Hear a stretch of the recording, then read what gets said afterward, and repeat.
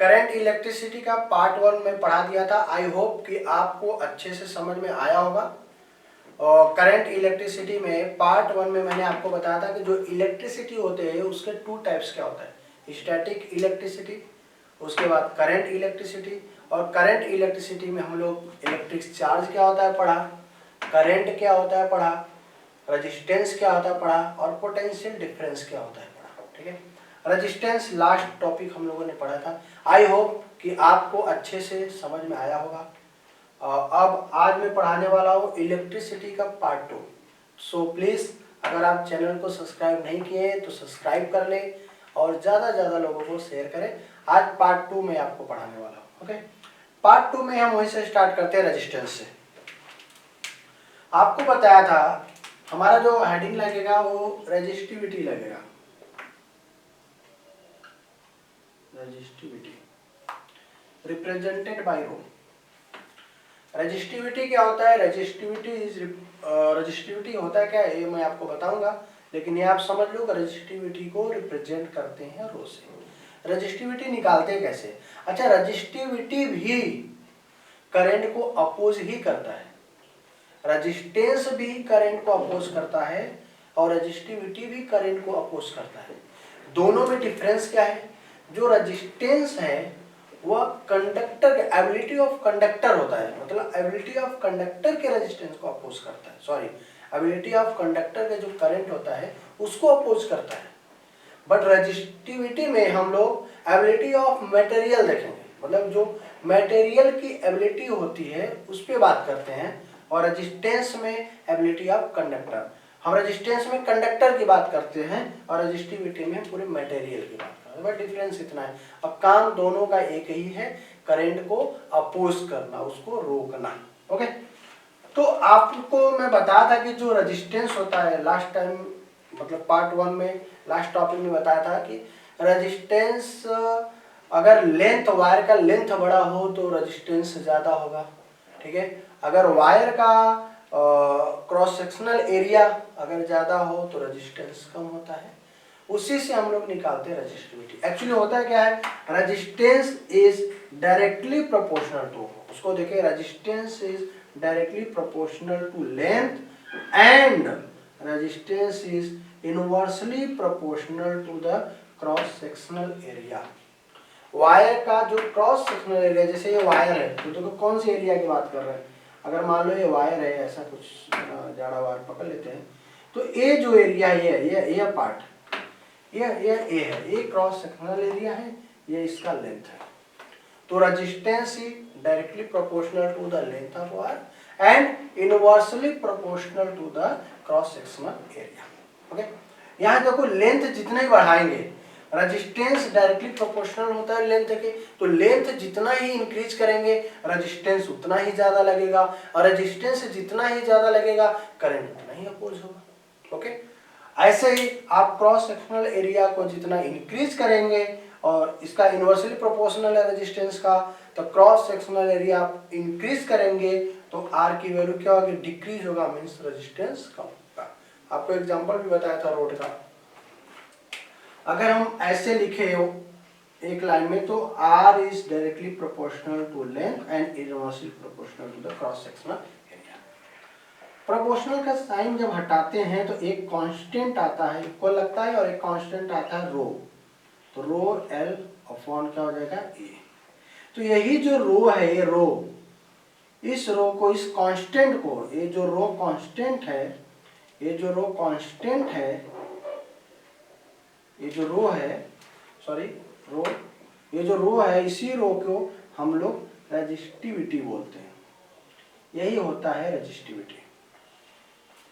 अगर मैं रो की वैल्यू यहाँ से निकालें, उसको डायरेक्ट कांस्टेंट नहीं मान सकते, अगर रो की वैल्यू हम यहाँ से निकालें तो रो की जो वैल्यू होती है, रो की वैल्यू अगर निकालें तो रो इक्वल टू आपको मिल जाएगा R A अपॉन L। ये फॉर्मूला बन जाएगा रेजिस्टिविटी का। आई होप कि आपको समझ में आया होगा। जो रेजिस्टेंस है डायरेक्टली प्रोपोर्शनल होता है लेंथ के, और रेजिस्टेंस इनवर्सली प्रोपोर्शनल होता है क्रॉस सेक्शनल एरिया का। जब हम प्रोपोर्शनल का साइन हटाते हैं तो कांस्टेंट आता है रो, और जो रो होता है वही क्या होती है, रेजिस्टिविटी होती है। तो रेजिस्टिविटी जो होता है RA/L। ओके, सबसे कम जो रेजिस्टेंस होता है, सबसे कम रेजिस्टेंस जिसमें होता है वो होता है सिल्वर। इसलिए silver is the best conductor मानते हैं। जो सिल्वर होता है वो सबसे बेस्ट कंडक्टर होता है। उसमें एक मतलब चार्ज ज्यादा फ्लो कर सकता है, मीन्स करंट फ्लो कर सकता है, बहुत इजीली ज्यादा से ज्यादा करंट फ्लो कर सकता है। बट कॉस्टली होने की वजह से हम कभी भी सिल्वर वायर यूज नहीं करते हैं। तो ये हो गया रेजिस्टिविटी। तो आप समझ लो रेजिस्टिविटी और रेजिस्टेंस दोनों का काम क्या है, अपोज करना, किसको, करंट को, ठीक है। बट डिफरेंस क्या है दोनों में, डिफरेंस इतना है कि it's for material and that for conductor. और कंडक्टर के लिए होता है, ठीक है, कंडक्टर की बात करते हैं उसमें, हम इसमें पूरे मटेरियल की बात करते हैं। ये होता है डिफरेंस रेजिस्टेंस और रेजिस्टिविटी का, और फॉर्मूला हम लोग ऐसे प्रयोग करते हैं। ओके, नेक्स्ट टॉपिक चलते हैं, इसको रब करता हूँ।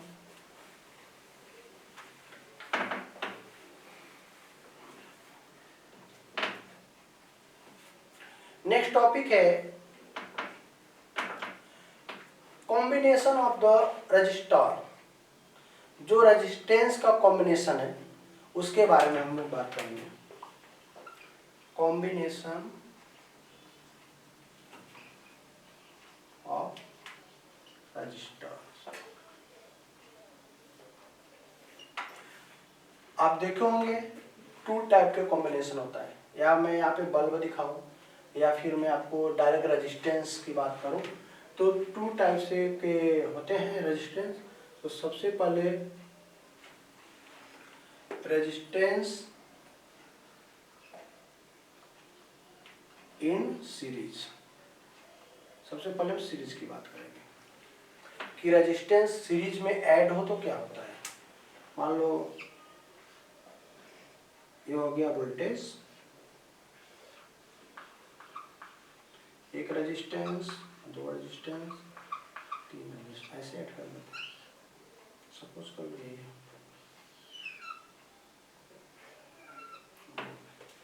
ओके, ये हो गया R1, ये हो गया R2, ये हो गया R3। अब यहाँ से प्लस है माइनस है तो यहाँ से करंट फ्लो करेगा। ये प्लस है माइनस है तो यहाँ से प्लस से, डायरेक्शन हम प्लस से दिखाते हैं, प्लस से फ्लो करेगा ऐसे। इसको ध्यान से समझो, एक बार समझ जाओगे, एक बार देख लोगे अच्छे से समझ में आ जाएगा।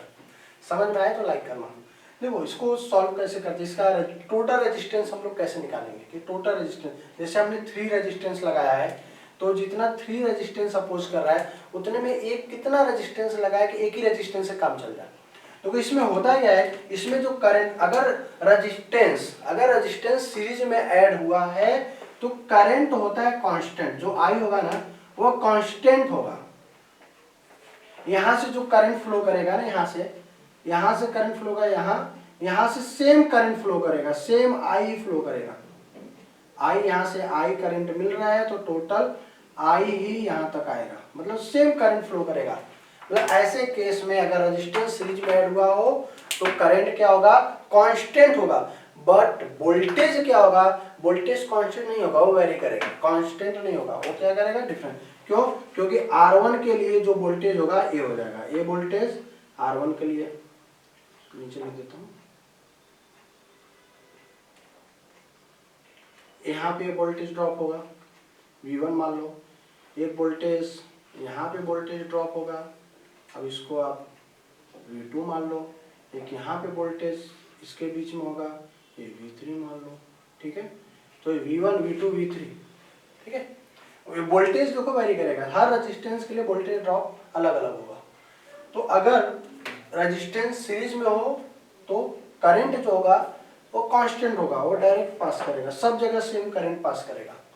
बट वोल्टेज क्या होगा, डिफरेंट होगा।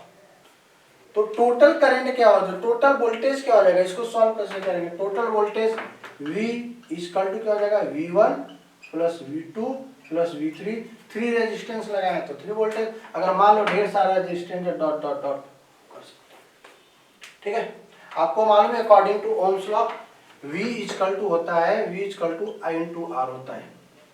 तो V के जगह हम लोग I इंटू R रख देते हैं। टोटल रेजिस्टेंस के सीरीज की बात करते हैं तो RS से लिख देते हैं, ठीक है।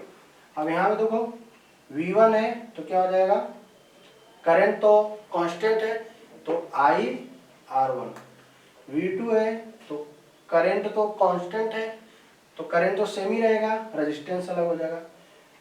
थर्ड वोल्टेज के लिए क्या हो जाएगा, I3 R3।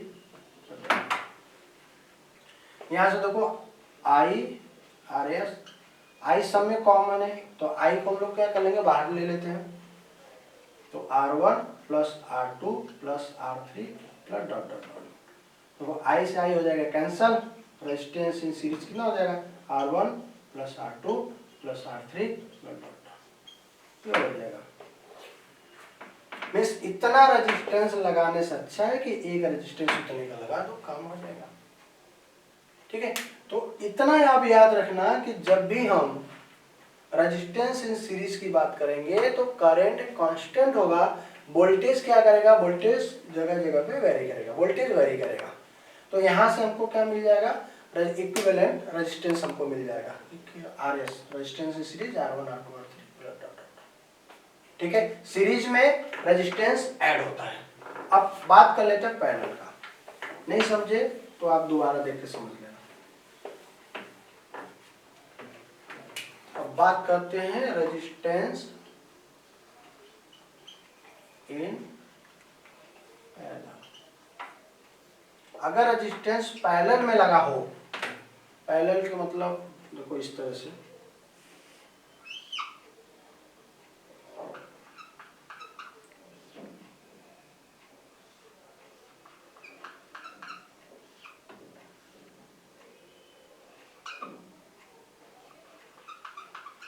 या ये पैरेलल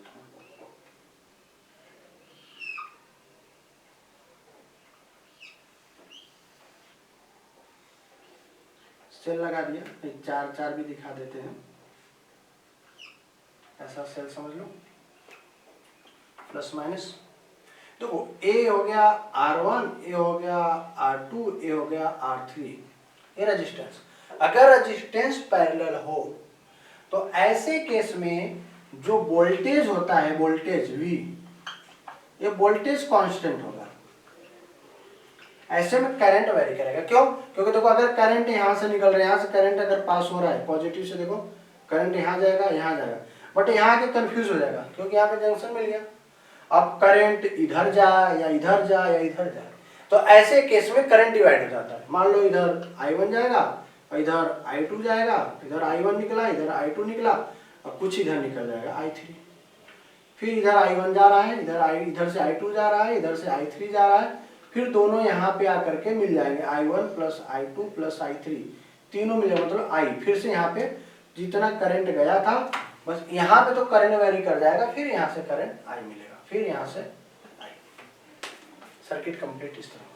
तो माइंड में इतना रहेगा। और तीनों का जो तीनों रेजिस्टेंस का जो वोल्टेज होगा, देखो ये दोनों का पॉइंट होगा, पोटेंशियल जो डिफरेंस होगा ये होगा ना, सर्किट के बीच का डिफरेंस यही हुआ, तो सर्किट का डिफरेंस एक ही वोल्ट होगा। ये वोल्ट क्या होगा, तीनों रेजिस्टेंस के लिए वोल्ट क्या होगा, सेम होगा, वोल्ट क्या होगा, कांस्टेंट होगा, और यहाँ पे जो करंट होगा वो वेरी करेगा। तो ऐसे केस में वोल्ट कांस्टेंट होता है, करंट वेरी करता है, तो जो I इक्वल टू मिलेगा, I इक्वल टू, यहाँ पे देख लो I इक्वल टू, आपको यहाँ दिखता होगा, I equal to I1 plus I2 plus I3 plus dot dot. Same Ohm's law क्या कहता है, V equal to I into R, तो I इक्वल टू क्या हो जाएगा, V अपॉन R, तो I की जगह क्या लिखोगे, V upon R।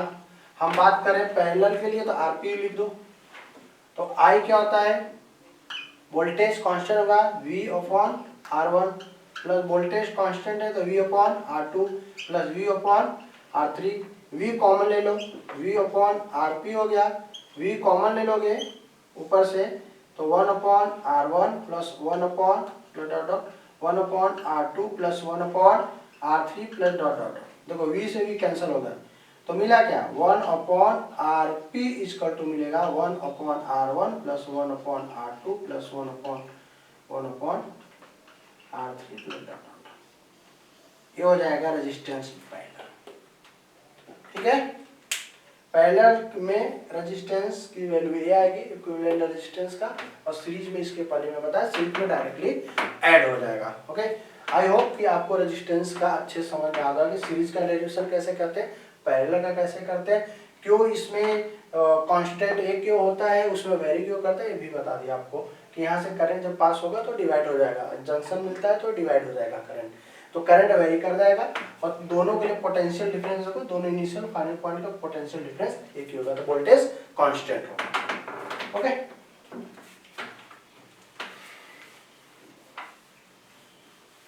Next topic हम पढ़ेंगे हीट जनरेशन। हीट जनरेशन में जो कोई हीट जनरेट होगा भाई, हीट जनरेटेड, देखो अगर करंट पास कर रहे हो वायर में तो करंट से हीट कैसे प्रोड्यूस होता है, इस चीज को समझो, करंट से हीट कैसे प्रोड्यूस होता है। तो हीट जनरेट क्यों नहीं होगा, क्योंकि अगर वायर है, मान लो अगर इलेक्ट्रॉन पास कर रहा है, ऐसा कुछ मैं बना लेता हूँ समझाने के लिए, ऐसा तो वायर दिखता नहीं, इसमें देखो एटम छोटे छोटे पार्ट रहेंगे एटम के जगह जगह, और मैंने बोला कुछ ही इलेक्ट्रॉन होते हैं जो मूव करते हैं, इलेक्ट्रॉन मूव करेगा यहाँ से जाएगा, ढेर सारे इलेक्ट्रॉन मूव कर रहे हैं, ढेर सारे इलेक्ट्रॉन मूव कर रहे हैं, तो एटम तो मूव नहीं कर रहे हैं, ढेर सारे इलेक्ट्रॉन मूव कर रहे हैं, तो ये क्या करते हैं, ये जाकर के एटम से लड़ते हैं, ये जाकर के क्या कर एटम से कोलाइड करेंगे, कोलिजन होगा, तो ड्यू टू कोलिजन क्या प्रोड्यूस होगा, हीट प्रोड्यूस होगा। तो जो हीट प्रोड्यूस होता है, आपको मैं बताया था कि कोलिजन के अगर कोलाइड कर रहा है तो यही एक रेजिस्टेंस, उसको यही एटम के कोलिजन की वजह से रेजिस्टेंस भी होता है। मान लो आप जा रहे हो, भीड़ में जा रहे हो, रास्ता पतला है, तो आप भीड़ में जाते हो तो लड़ते हुए जाओगे, अच्छे से पास नहीं हो पाओगे, तो रेजिस्टेंस हो गया, ठीक है। अगर वही रास्ता बड़ा है तो आप इजीली निकल जाते हो, ठीक है। तो यह रेजिस्टेंस का भी वर्क करता है और ये हीट भी जनरेट करता है। तो रेजिस्टेंस को जब पूछा जाए हीट क्यों जनरेट होता है, ड्यू टू द रेजिस्टेंस, तो क्योंकि एक या कुछ ना कुछ वेलोसिटी होगा, किसी न किसी वेलोसिटी से जाएगा, जब वेलोसिटी से जाएगा तो कोलाइड करेगा तो रेजिस्टेंस लगेगा, और कोलिजन की वजह से ही हीट प्रोड्यूस होगा। कैसे, फॉर एग्जाम्पल देखो, अगर कोई बुलेट है, बुलेट अगर बंदूक से निकलती है और कहीं पे लगती है तो वहां से धुआं भी निकलता है। कोई पत्थर अगर आप जोर से मारते हो, ठीक है, जाके टकराता है तो वहां से थोड़ा सा स्पार्क भी होता है, धुआं भी निकलता है। क्यों, क्योंकि जो आपने वेलोसिटी दिया है, जो law according to law of conservation of energy, जो काइनेटिक एनर्जी है, वो कोलाइड करने पे हीट एनर्जी में रिलीज हो जाती है। सिंपल सी बात है कि अगर ये मूव कर रहा है तो इसका मतलब इसके अंदर कौन सा एनर्जी है, काइनेटिक एनर्जी। काइनेटिक एनर्जी जब वो कोलाइड करेगा तो काइनेटिक एनर्जी क्या देगा, हीट एनर्जी, क्योंकि हीट तो रिलीज होना चाहिए ना। अगर बुलेट निकल रहा है तो जहां पे लगेगा वहां पे क्या धुआं जैसा निकलेगा, ठीक है, हीट प्रोड्यूस करेगा। क्यों, क्योंकि पहले एनर्जी बहुत तेजी जा रहा है बुलेट, तो एनर्जी क्या है, काइनेटिक एनर्जी है, और काइनेटिक एनर्जी लड़ेगा तो एनर्जी अपनी रिलीज तो करेगा ना, तो किस फॉर्म में करता है, हीट एनर्जी के फॉर्म में करता है। तो ये बात को समझना कि हीट कैसे जनरेट होता है, due to the resistance, resistance से ही हीट जनरेट होता है, रेजिस्टेंस की वजह से हीट जनरेट होता है। आप बस आपका तरीका है देखने का, किस रेजिस्टेंस के फॉर्म में देखना चाहते हो या हीट के फॉर्म में देखना चाहते हो। मेथड एक ही है कि जब इलेक्ट्रॉन मूव करता है तो एटम से कोलाइड करता है, एटम से कोलाइड होने की वजह से ही रेजिस्टेंस लगता है, और एटम से कोलाइड होने की वजह से ही हीट प्रोड्यूस होता है। ओके, तो इसका कोई फॉर्मूला इसका कैसे ड्राइव करते हैं, आप ध्यान से देख लो। वर्क इक्वल टू होता है V upon Q, Q charge आपका, ठीक है। तो सॉरी, V इक्वल टू होता है work upon Q, sorry, V equal to क्या होता है, वर्क अपॉन क्यू, चार्ज। तो जो अगर हम W इक्वल टू देखें तो V क्यू हो जाएगा, ये वर्क ही क्या कहलाता है, हीट कहलाता है। तो H इक्वल टू क्या आ गया, V क्यू। ध्यान से देखो, V इक्वल टू हो जाएगा, वोल्ट इक्वल टू हो जाएगा वर्क अपॉन चार्ज, ठीक है, V अपॉन क्यू। अब हम W इक्वल टू निकाले तो मल्टीप्लाई हो जाएगा तो V क्यू। W ही जो वर्क डन होता है वही क्या होता है, हीट होता है। तो H वर्क को हम लोग H से रिप्रेजेंट कर देंगे, हीट इक्वल टू क्या हो जाएगा, V क्यू। अब आपको मालूम है, एक तो ये हो गया, अगर आप करना चाहो तो H equal to H equal to V Q होता है।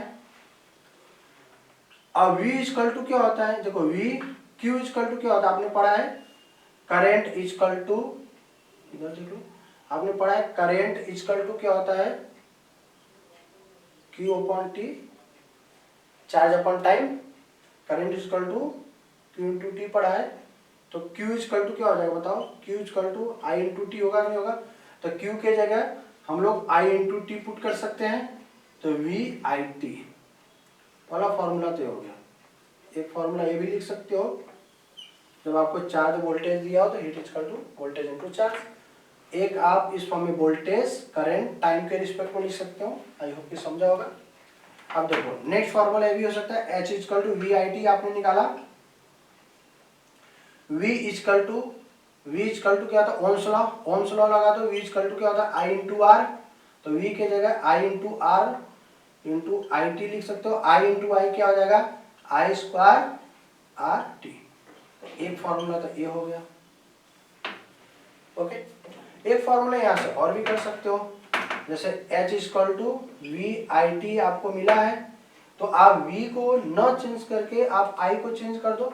क्यों, ओम्स लॉ क्या होता है V equal to I into R, तो I इक्वल टू क्या हो जाएगा V अपॉन आर आ जाएगा, तो V already I equal to V upon R भी लिख सकते हैं ना, इंटू टी, तो H इक्वल टू हो जाएगा V square t upon R. तो हीट के लिए आपके ऊपर डिपेंड है, इतने फॉर्मूले आप बना सकते हैं। पहला फॉर्मूला तो आप क्या करना है, V equal to work upon charge, आप वर्क इक्वल टू हो जाएगा V इंटू क्यू, वर्क को ही वर्क डन को ही हीट बोलते हैं, तो H equal to V Q हो जाएगा। V को आप चेंज कर लो, V इक्वल टू होता है I into R, I into R से चेंज कर लो, तो पहले Q को चेंज कर लो, Q इक्वल टू क्या होता है I इंटू टी, मतलब current equal to charge upon time, तो यहाँ से चार्ज निकालोगे तो क्या हो जाएगा I इंटू टी, तो Q की जगह आई टी रख दिया, तो क्या आ गया वी आई टी बन गया। और ओम्स लॉ से V equal to I into R put कर दो, ओम्स लॉ क्या कहता है V equal to I into R, V equal to I into R कर दो, तो V की जगह आई आर होगा, तो आई क्या होगा आई स्क्वायर आर टी। या फिर ओम्स लॉ में आप करंट के जगह वोल्टेज अपॉन आर लिख दो, वोल्टेज अपॉन आर हो जाएगा current equal to V upon R put करके। तो ये फॉर्मूला जब वोल्ट और चार्ज दिया तो लगाओ, ये फॉर्मूला वोल्ट करंट और टाइम के रिस्पेक्ट में लगाओ, इसको आपको करंट रेजिस्टेंस टाइम के रिस्पेक्ट में लगाओ, यहाँ पे वोल्टेज टाइम रेजिस्टेंस।